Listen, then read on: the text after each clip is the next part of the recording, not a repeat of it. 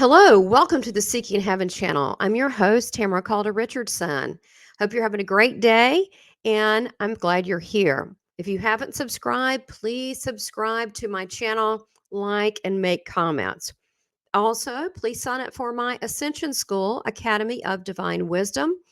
And if you do, you will get a free 30-minute Christ light meditation, which is similar to the NDE bright light experience that I did have.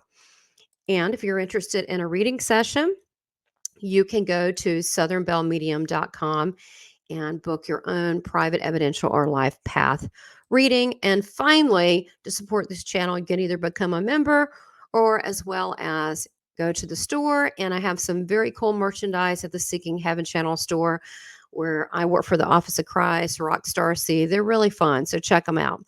All right. So I'm very excited. I want to get right into it with our guest that's here.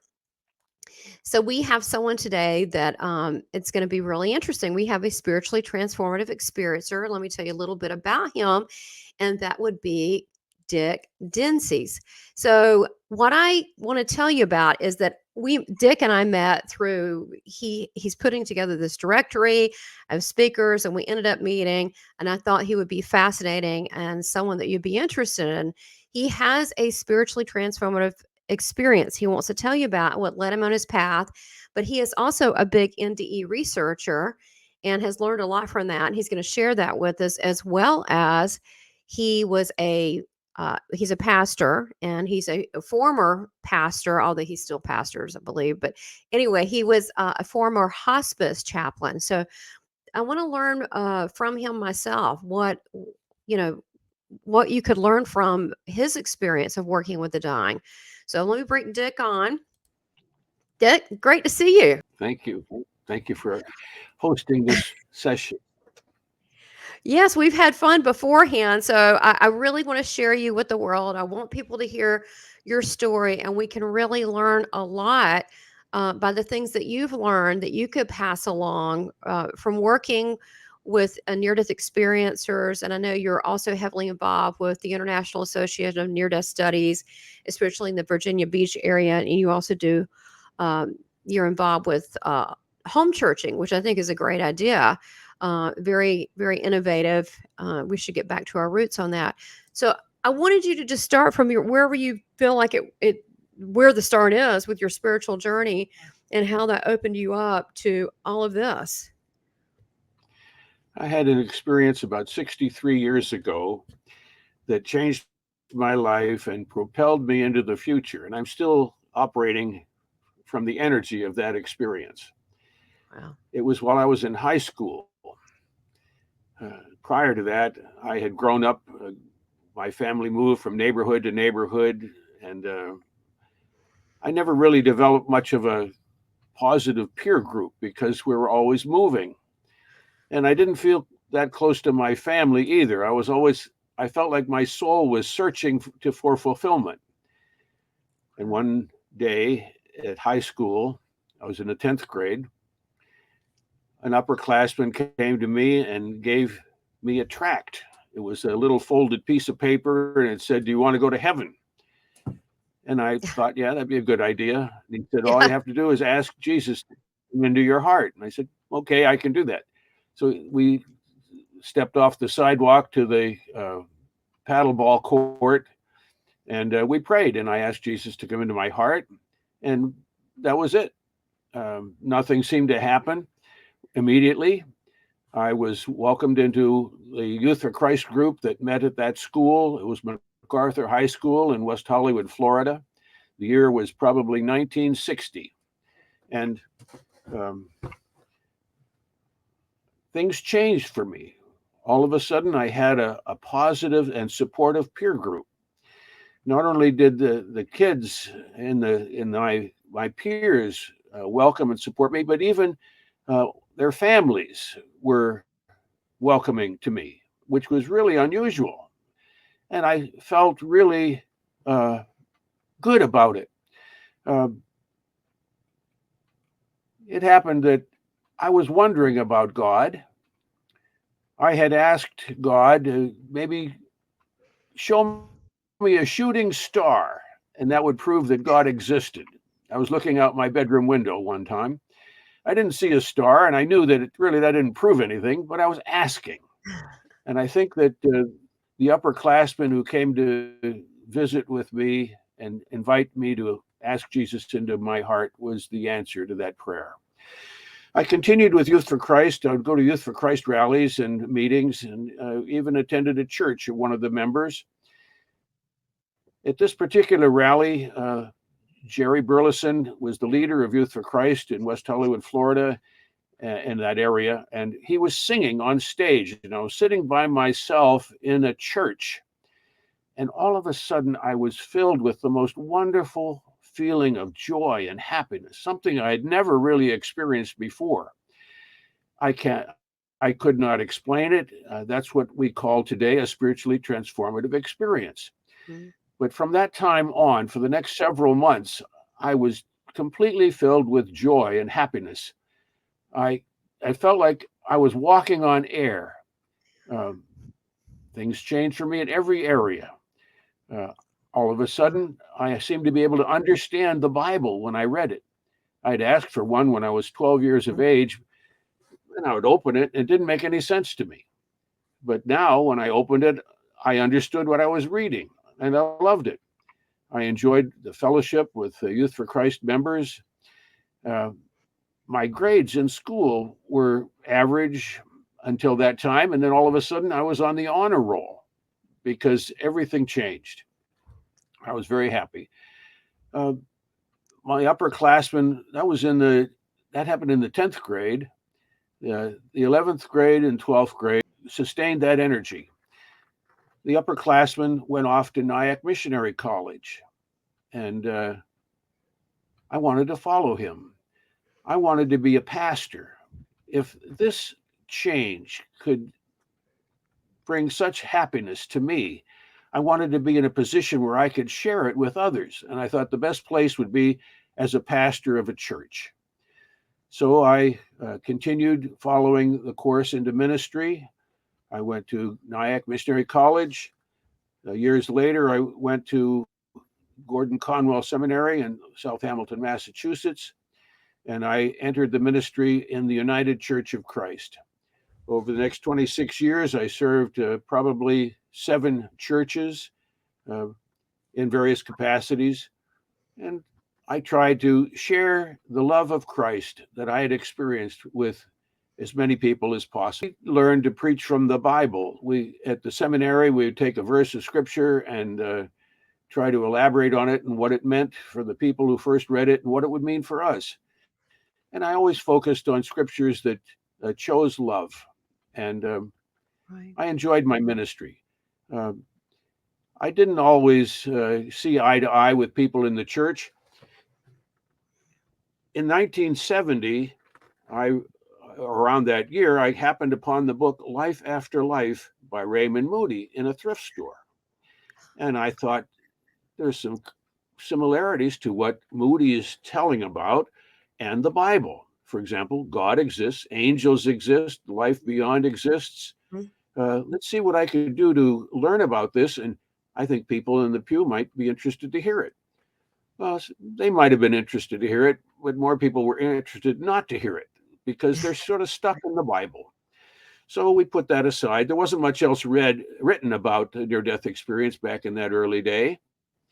But 15 years later, a woman in a church I served in West Virginia came up and showed me Betty Eadie's book, Embraced by the Light. Yeah, she's been on by here. By that time, a whole shelf load of books had been written about near-death experience. So I just started reading, and I just picked up the interest and tried to share it with as many people as possible. In that little church, I even started a near-death experience support group. And that was much to their chagrin because that was far above their heads and they weren't ready to receive it. And eventually they decided to vote me out, which was fine with me. Gave me You're kidding. To do reading about near-death experience and related fields. One of the related fields was Kirlian photography. But I went to the library and I read everything I could. Eventually I found another church in from Wheeling, West Virginia, and came down to Virginia Beach. And that was my last church. I resigned there in Okay. 2004, I had the same conflicts with people not wanting to expand their awareness of truths Yeah. beyond the Bible. And it was okay with me. And eventually I became a hospice chaplain. Okay, hold But on, that Dick. I got a question. Hold on. I got a question. So, going back when they said you were just ahead of your time, what year do you think that was when the two churches back, when they were like, no, when you were trying to do a near death experience support group? What year do you think, what time period? 1996. They still weren't ready. Okay. Okay. So they still weren't ready. It's very popular now, which we'll talk about later, why you feel like people are very open to this now. Okay. So then that brought you to Virginia Beach, but you're still getting this. And what time period is this now? 10 I years later? started here in 1997. Okay. And this church, I thought, might be more open to concepts beyond the Bible since Edgar Casey's headquarters is here. And I some know of the you would people might think. be exposed to Edgar Casey. And some of them Yeah. were, but a lot of Okay. them were not. And so we did the best we could. They were interested, and the women's group here on their own had a study group on A Course in Miracles, and I thought that was no, it was Conversations with God Hmm. uh, by Neil Donald Walsh. So I thought that was an advancement, and then one of the church members had a Course in Miracles study group in his home, and I attended that. So there was some openings, but by and large, they didn't want to hear about near-death experience every Sunday. And that would have been, I wouldn't have done it every Sunday, but I would have done it a lot because it was an exciting area of new information about God and heaven and life and the purpose of Yeah. life. So I resigned, and eventually I found my Hmm. place as a hospice chaplain. I knew with my interest in near death experience and with my spiritually transformative experience that I had a lot of resources that I could share with people who were facing crises in life. Right. And for most people, the greatest crisis was a loss of physical body, the loss of a body at physical death. And most people weren't sure of any life beyond that. So I enjoyed visiting with people and meeting them where they are and trying to address their needs. And some of them were open to hearing about life beyond. In fact, most of them were because it's hope. And that's what they wanted was hope. Hmm. And Hmm. so I had stories to tell about people that from near death experiences that I had met. And also some of the hospice clients and their families had stories to tell me too. And I want to share some of those stories. Um, Two of the things that I tried to share most of all was life continues beyond the physical. Yes. So that if a person's dying physically, they don't need to worry about that. Life is going to continue and they're not going to have the burdens, the pains, the limitations of this physical body. It's going to be much better. And I could reinforce that with dozens of stories of people who died. Uh, the Right. second uh, truth that I wanted to share with people is that loving relationships never end. Families are going to grieve the loss of a loved one because of physical death. But I wanted to inform them that the loved one isn't really gone. They may be out of physical sight, but still contact can be made. And they can continue to enjoy a loving relationship. So they can talk to the person who may not be visible, and the person will hear them. So I enjoyed my 15 years as a hospice chaplain, 26 years as a pastor, 15 as a hospice chaplain. And I retired about 3 years ago and tried to find my place in retirement. And I could not just sit idle. I was part of and continue to be part of Virginia Beach Friends of IONS, International Association for Near Death Studies. I'm the board member who schedules or finds and schedules monthly speakers. And that's how I contacted you. Yeah. And so I'm doing all these things. The most recent thing I've done is about a year ago, I started a church in my home. It's a model for other people to start churches in their home. We start at 6 o'clock with dinner. At 7:30 we welcome a Zoom audience. We begin with the Lord's Prayer. We welcome requests for prayer. We have a time for sharing where people can share a need or something inspirational. And then we have a speaker for a little over a half hour after that. It's short, it's satisfying, and it's been very successful. Now, let me go back to being a hospice chaplain. I want to tell the story of Jim. I went to Jim's family, not having met them before. They were all gathered. Jim was diagnosed as having a life-ending disease, and he was going to be dying soon. And I hadn't talked to the family. I didn't know how they felt about it. And I was thinking, I want to share these two truths. Life continues beyond the physical, and our loving relationships never end. So I said to Jim, did you ever think about life continuing beyond the physical? And he said, yes, it happened to me. And he told his story about having left his physical body at one time, and he went to a place that he could only describe as a cloud. And he described it as a feeling of peace. He hadn't even told his whole family about this. I think he had told his wife about it, but his whole family was there and they were listening to this. And they were, I can only imagine how amazed they were. Yeah. So that seemed satisfied. Then the second question was, do you think we're able to communicate between the realms? If a person dies, can they communicate back with somebody that's still on earth? And this is especially important for people who have lost a loved one. And he Sure. says, yes, that happened to me too. And he told me a story. And he was in his kitchen one summer evening. It was at night.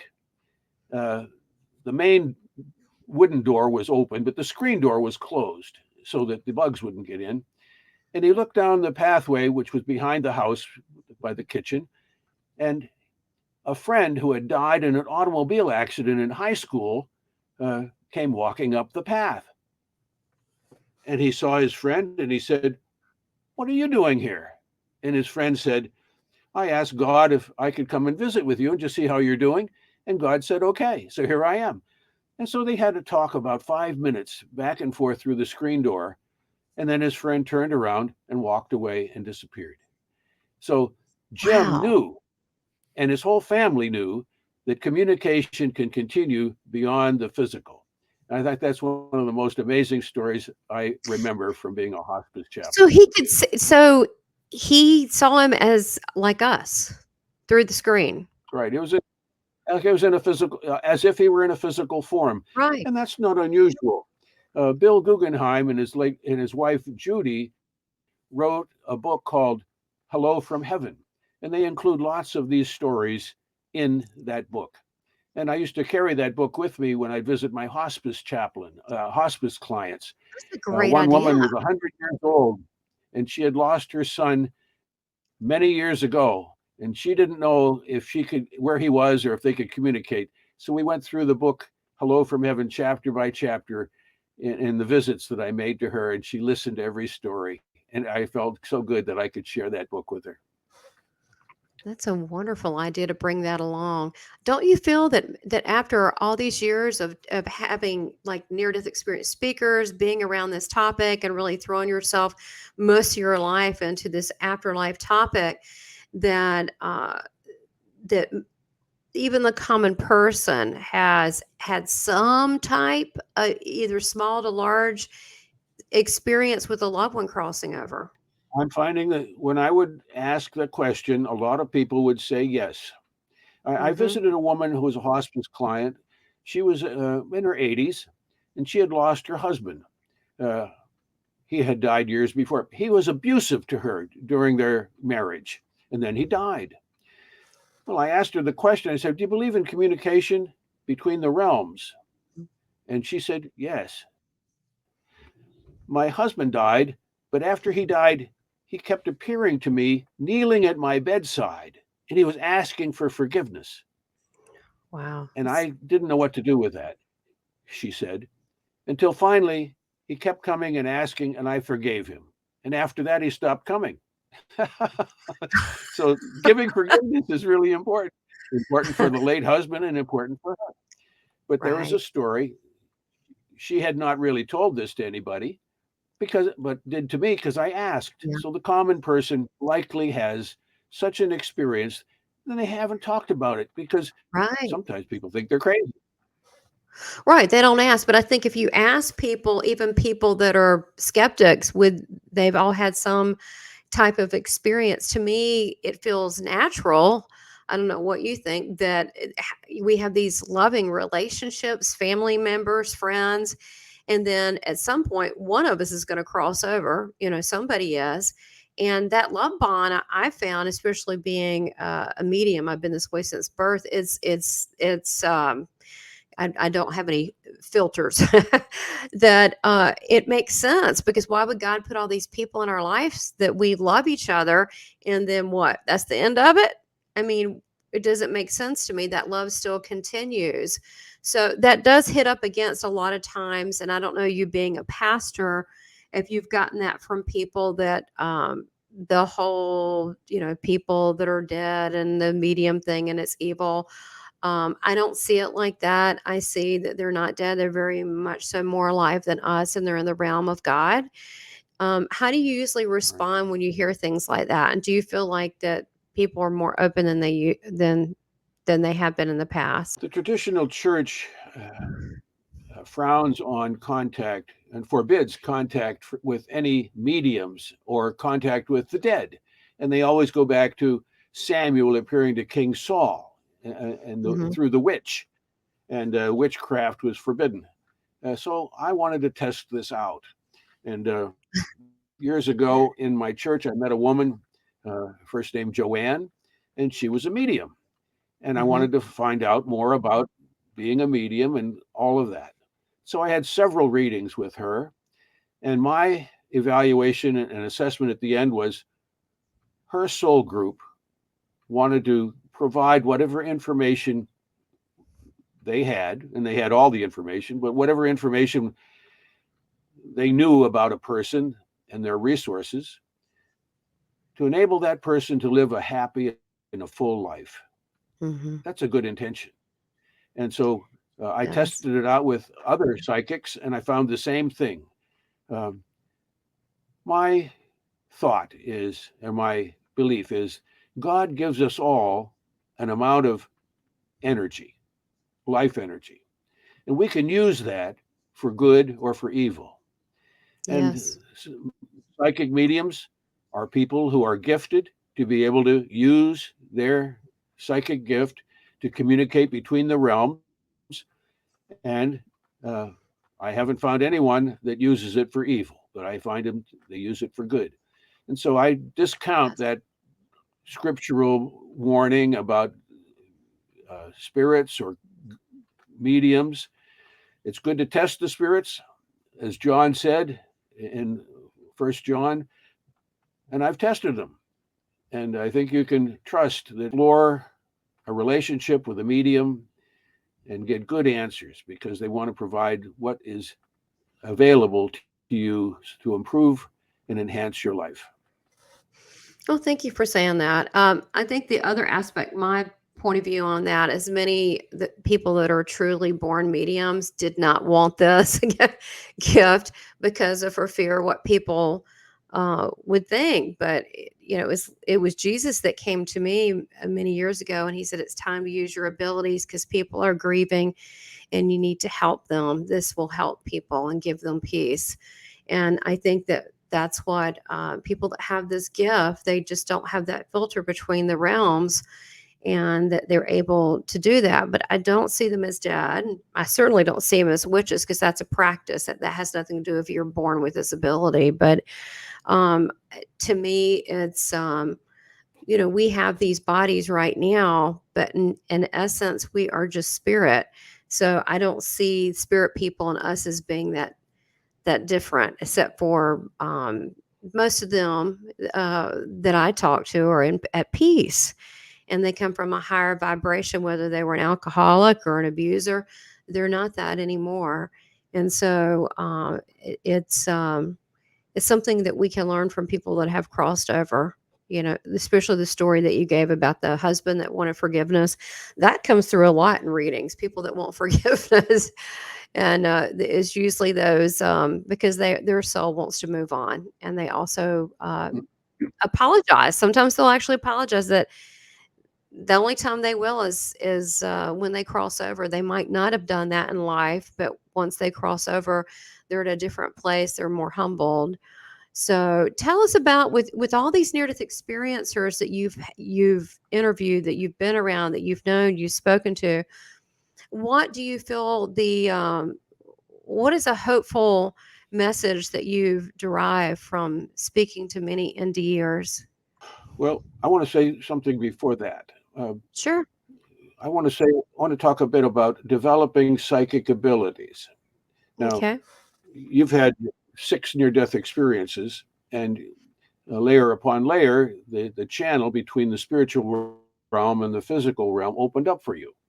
Some people Right. have a near-death experience, and that's the way they're able to be sensitive to the spiritual realm.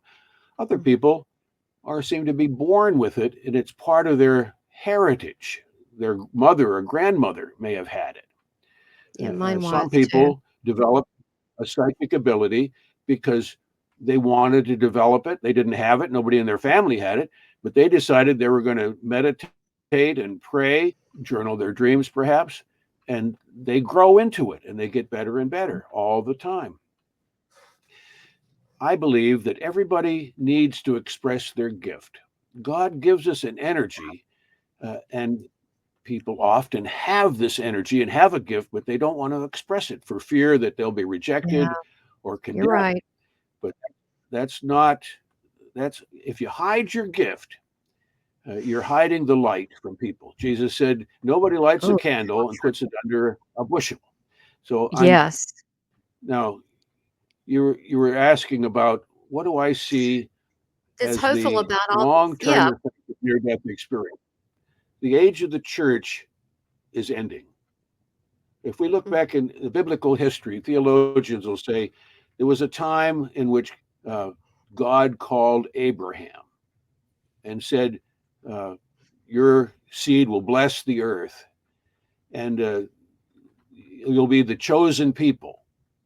People think mistakenly that that means they're God's favorite. No, it was they're chosen to be God's messengers to share what they knew about God with the rest of the world. They tried to do that, but in the end, they didn't do too well. In Jesus' evaluation, in words of Jesus, was they're keeping it mostly to themselves, and they're not allowing other people to do it. Other people to understand that the love of God extends to everyone. The history of the early Christian church was a breakthrough in this, in which the early Christians uh, were Jewish, and they wondered if non-Jewish people could also believe in Jesus and receive the Holy Spirit. But God showed them, yes, that's God's intent, is to share with everybody. And now we have the Christian church that developed over the last virtual 2,000 years, and they're pretty closed too. If you go into a church, They sometimes are. they don't recognize you and you're not accepted. So I'm not. I'm thinking that the age of the church is waning, and what I see happening is near-death experiences are taking place all around the world in every culture. And in Absolutely. near-death experiences, the love of God is expressed broadly for everyone. Messages that Absolutely. people receive.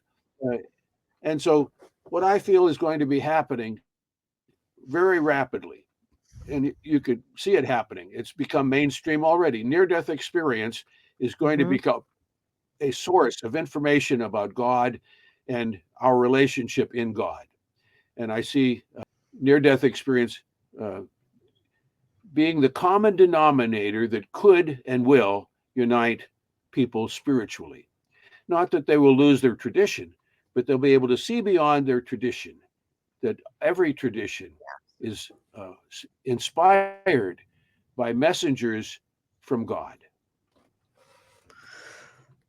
Yeah, I think that's overall that's true. I think that that's why they're so interested. They're trying to seek and find God which is the whole Seeking Heaven channel. That's why they're trying to find God through these near-death experience stories. And even the ones that you might consider negative NDE stories, there's still uh, a lesson in there. There still is, because most of them, like Howard Storm, if they cry out or say, "Oh, this is uncomfortable. I don't like this," whatever that experience is, they are delivered. They are brought into a place of unconditional love. So I think there's something to be even learned through those as well.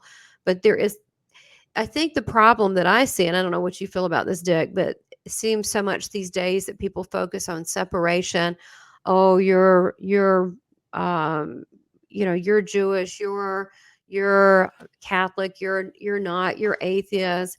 But as far as I understand, what Jesus tells me is you're not supposed to have separation. Even the person that's an atheist, you're supposed to love them for that spark of God that's in them. And you're not supposed to evaluate. I mean, that just turns people off. We talked about this pre-show, and it's a real turn off when you do that. How can you need to let people strive to find God in the way they know how. And sometimes that means they make mistakes. Right. But we can't be critical of people that are trying to find their way, especially if it's one of love. And that's one thing that I see in the comments, like on YouTube or wherever it may be, Instagram. And I think we need to have more of a kindness and love for one another. And hopefully, maybe with people hearing more of these near-death experience stories, maybe that'll help with that. Jesus spoke about oneness. He said to his disciples in the Gospel according to John, "In that day you will know that I am in my Father, and you are in me, and I am in you." You talk about a oneness. Hmm. Now, I don't think people have understood that throughout the ages. It's sort of put on the back shelf. Yep. But today, near death experiencers tell us that they perceived that they were one with everything. Right. They shared a oneness. Some of them have talked about seeing God, and they wanted to see God, and all of a sudden they had a vision of a brilliant light, and they saw other souls in this picture too. And between every soul and the source, there was a filament of light that connected everyone. So that shows how we're all connected. Edgar Cayce talked about how his subconscious mind was connected to the subconscious mind of everyone else. And Yes. so there's and Carl Jung talked about the universal unconscious. So there's a thread of truth that goes through all of this. In my home church called Strangers No More, I have an overall goal. And the overall goal is that all of us will come to the awareness of our connection in the oneness of love. Everything is love. Everything's made out of love. And we're all Yeah. connected. We're not all aware of it, though. Once we become aware of it, then our behavior towards one another will change. Then our gratitude will Mm. always raise to God for life itself. Yes. So, in our That's true. prayers and in our actions and in the programs I schedule, I seek to support and feed into that oneness, the awareness of the oneness of love. That's all there is. Now, there's a lot of distractions in this world that may say otherwise, but those are just, I'd say, and I'm not making light of world events, okay, but they are distractions from the trueness of our source of who we are, which is the oneness of, being from, I call it heaven, but people can call it whatever they want. But we are formed and created from God and are part of that. And there is no separation. I get excited when I meet people around the world because I know they're also part of God, and I want to get to know them and see their viewpoints. And so I think it's a time of open arms and kindness and consideration and grace, and not a time for judgment, but a time of really giving that brotherly love, especially now. People are confused and hurt, and instead of judging, we should love other people. That's just our duty. I feel in my heart. for being here. It's kind of our little duty. It's just, and we have to be, in a peaceful state every day to be able to do that. We have to work on it, but still, it's about, we need to be mindful of being that presence of love in the world. Yes, thank you for that. You listened to Jesus and did what he asked you to do. There's no experience in life more satisfying than working with God to accomplish God's purposes on earth. There's nothing you can do. There's no wealth, uh, personality contest or anything. There's nothing that beats the love of God. And far as I'm concerned, after being in his presence and knowing him like you have, there is nothing that beats the love of Christ. And you can call him whatever name you want to, Yeshua, whatever. It doesn't the same. The love is so sweet and unconditional. And if we can learn from that, I think we can become better people. If we were to ask Jesus, Yeshua, right now, what message he would like to deliver to everybody, what would that message be? Well, it's what he always tells me. He tells me over and over, be the love you're created to be. That means, think twice before you use a sharp tongue. Think twice before you judge someone when maybe they were hungry and that's why they had to steal. And I think that's it. It would really affect all our actions. If we truly are the love that we were created to be, that's a big responsibility. We'd have to be more mindful. Yes. In the Bible, take Matthew chapter 5. Jesus said, God is not a respecter of persons, meaning he doesn't have favorites. He causes his sun to shine and his rain to fall on both the just and the unjust. Therefore, be ye perfect, even as your heavenly Father is perfect. In other words, don't have favorites. Show love to all. In fact, show yourselves to be true children of the Father by letting that love, which is at the core of your being, express itself, because it's God expressing love through you. Yes. It's just not always easy because that means, yes, you have to love the person that's maybe not so nice.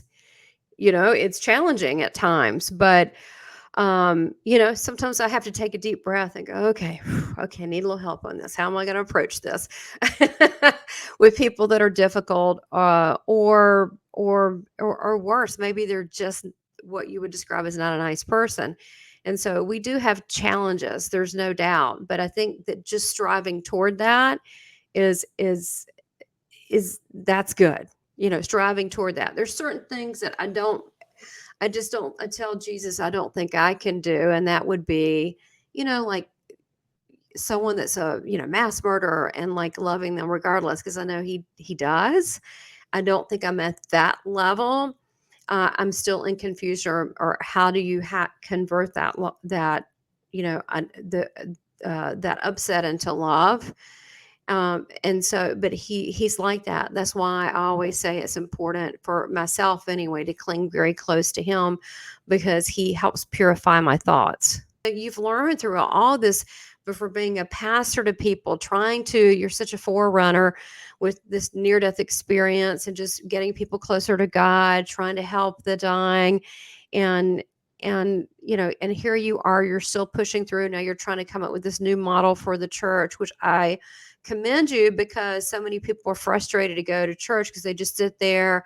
There's no interaction except for maybe like fellowship or afterwards, but they don't really, there's limitations to that. And you're removing those limitations and making it more available. And you're still doing the same things you did. You just are evolving. So what have you learned all this time? What do you feel that it's all about? This is still the energy of that spiritually transformative experience. It's carried me through all these years. That happened when I was about 16 years of age, and now I'm 78. Wow. So it's some powerful stuff. I wonder if there's a way that people could Zoom connect with strangers no more. Can you put that information somewhere? Yeah, of course. That's fine. And that way that you Um, can be a part of this if you want to. They have, I yeah, think it's weekly, you said? Yeah, you can be a part of it, and I'll put all of Dick's links below so you can connect and to do we that. meet for dinner at 6 on Tuesdays and Thursday evenings Eastern time. Okay. Then we Okay. have a time for prayer and sharing and a guest speaker. Most often, it's a person who's had a near-death experience, and so we welcome anybody to join us in person or by Zoom. And as a last word, uh, Tamara, I would like to ask you if you would summarize what Jesus told the man who wondered if he was in connection with Jesus. Oh Uh, my gosh, that was so good. So, okay, because so I I think gotta, that message applies yeah. to everybody. I could summarize it. Okay, Uh, go ahead. there was a man who wondered about. You have it there. Yeah, you tell them the setup, and I'll see if I can find it real quick. Sure. All right. There was a worker, like a factory worker, and he just wondered about the significance of his life, and he wondered if God loved him and took care of him. He was having a hard time putting things together. Mhm. It's hard to work and employ and all that stuff. And so Jesus spoke through Tamara to this man. I And this found is it. what Jesus said. This is what Okay. Jesus said. Thanks for And putting me this on the spot. applies But to it is all you beautiful. workers out there. It is beautiful because I think I mentioned this to you before we did this. Like, I was blown away that this man reached out. He's from Africa, and he just seemed very genuine and sweet. He said he works all the time, and he does to help. He's got a young family, and I don't know how he came across me, maybe the channel here on YouTube, and thanked him for reaching out. And he said, how can he be spiritual? What would Jesus have him do? So Jesus responded to him, and it actually blew me away. And he said, "My beloved child, you are complete, whole, and you're not separate in your existence in this world. The only conflict you have is an internal one where you feel you are not enough or have enough. This is a mental narrative that is not real. You are where you are to be a loving father, husband, friend, son, and worker. All stations in life count. The only separation is the one in your mind. You were not made to just do a job in the world and make a living, but to also do many things in life. You are spiritual in all things you do, even at work. Many acts of kindness can be given while on the job. My love resides in you at work, at home, at play, in good times or bad. I am with thee. You were created as a multifaceted eternal being, just like a brilliant diamond. There are many parts of you. They all exist at once. In this earth world, people aren't living. This is the way of things for now. There is no shame in working a hard day to pay for food to put in your family's belly or clothes on your back. Whether you go through the day as working at the head of a company or a factory worker, there is no status when it comes to my love. I only give it to those who seek me. Riches do not make life easier. It is the struggles in life that buff and shine that raw diamond. The only title that impresses me is the one where I get to call you my own. I am yours and you are mine. Be humble as a child, cling close to me, and I will direct thee to all your ways. I am proud of you, my son and friend. Stay the righteous path. Be kind to yourself and others. Be grateful to God in all things and allow your spiritual progress to unfold as it should. All is well. You are loved, safely watched over by me and my angels. I love you, Jesus. What a great last word. And Thank that you. was for a lot of people. Yeah, you're welcome. I kind of embarrassed you put me on the spot, but it's a good message for everybody. It really blew me away. I wish I could have had that in my 20s. I predict that this video will be one of the most watched of all time. I don't know about I don't know about that. But yeah, Jesus is pretty awesome. And I will say this since you put me on the spot. Thanks, Dick. That Jesus wants to talk to everybody. Again, back to my filters don't work. I can go into different altered states and talk to your loved ones and even other. Jesus brings me other religious people now, and I go, oh, hey, nice to meet you. And so he wants to talk to everybody. He really does. Keep a Jesus journal. If you have a question, put it out there. It may come in a dream. It may come to you in the middle of a day. It may come to you through a song you're listening. It may come through, you never know what way, but you're going to get your answer. He loves talking to people. Everybody can have access to this, but you just have to know that it's possible. You don't, I mean, I'm kind of rocking the boat here, but I'm not saying don't go to church. I mean, do what lifts up your heart. But, all that's good, reading the Bible, all that's good, but you can connect directly. And that's what's The audio. important. That's what we're all seeking anyway. So have the last word. What can I say? What can I say? Jesus had the last word. Well, he does. He always has the last word with me. He's out of all the things that I've seen, and I've had all different, my opinion only. I really love everybody. I mean, people are like, why are you friends with them? They're so different. I'm like, oh, well, they're still God's children. I feel like for me that this is not a religious thing. This is a Holy Spirit heart thing. Jesus is exactly who he says he is, and he is all that I want. That's all I want. It's him. Well, Dick, you have been so wonderful. Thank you. I look forward to our gathering for me speaking to your group on Thursday. And those of you that want to attend Dick's groups, he's so gracious to offer this to you. We'll put all the information below, and he can put you on the list so you can be a part of his groups if that's something that connects with you. And thank you so much for being here on the Seeking Heaven channel. You're definitely doing your part helping others seek heaven, and I thank you. You're welcome.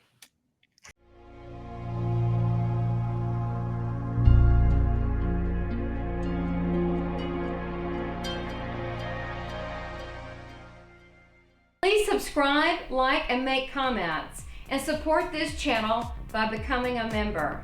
Thank you for your continued support.